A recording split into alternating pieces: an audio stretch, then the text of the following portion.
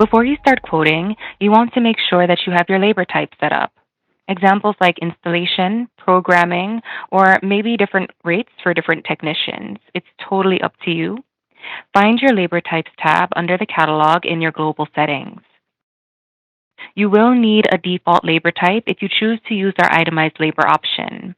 You can choose to tie labor to your equipment based on estimated labor time that dTools provides, and of course adjust if necessary, or simply add labor line items to your quote.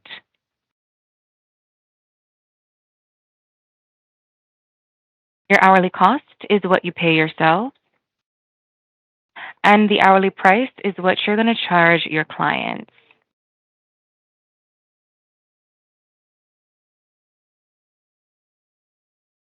As you're quoting, we'll do the math for you and display your labor totals throughout the proposal or in your summary section.